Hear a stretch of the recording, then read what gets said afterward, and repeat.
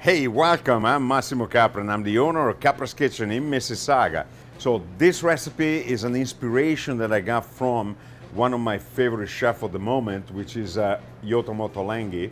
I always play with the idea of the tomato carpaccio, just olive oil, basil, you know what I mean, typical Italian, very minor spicing, very minor seasoning.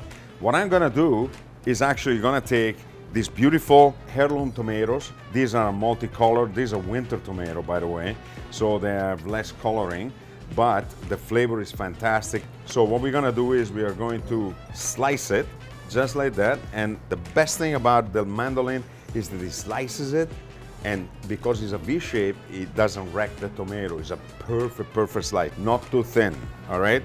I'm gonna add a little bit of a yellow tomato as well because I want color separation.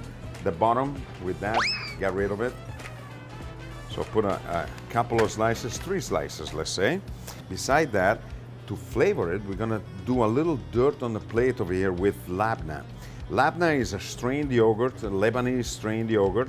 We culture our own over here because we have a hard time finding it, so we make our own, and this is absolutely wonderful. Look at that thing. That is fantastic, and it's super good. Strained Greek yogurt would work as well. So we dirty the plate just a little bit. We don't want a lot because we don't want the flavor to be taking over the whole dish. Go around the plate, and because it's a carpaccio, we want to give it that idea of a carpaccio normally made with meat, you know. We just want to have a little bit of fun, all right? So 1 slice of tomato red, 1 yellow, 1 red, 1 yellow, 1 red, 1 yellow, and then 1 red. Hey, you see that? I'm missing 1 slice of yellow tomato to complete the circle. So there you go. Yeah. How do we garnish this? Super simple. I made a chimichurri sauce, and this is a blend of spices and herbs: garlic, dill, fresh oregano, basil, parsley, and lots of olive oil, a touch of vinegar, red wine vinegar. In this case, I put sherry vinegar because I love the flavor. Very fruity, very delicious. Look, we throw a little bit of the chimichurri. You can put as much or as little as you like. And I call it chimichurri, but this is really a herb salsa, right? Herb sauce. Love feta cheese, okay? Whether it's the Bulgarian white cheese or Turkish cheese or whatever, good feta, imported preferably, much better in taste. I love it. And we just sprinkle it on, not too much. Very small amount. We want the tomato to shine.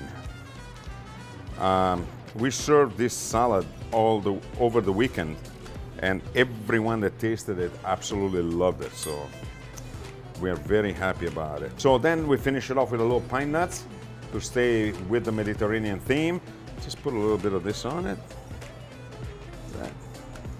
It's nice when the leaves are upside down. It gives it a better feel. A little bit of finishing salt, like that. Just a little bit to balance it. And then a little tiny bit of olive oil.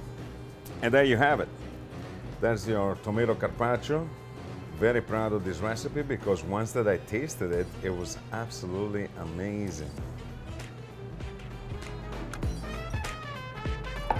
So there you go. Knife, fork, action. That's the best part about making food, is eating it. So let me taste this part here. Oh yeah. Oh, that's so good.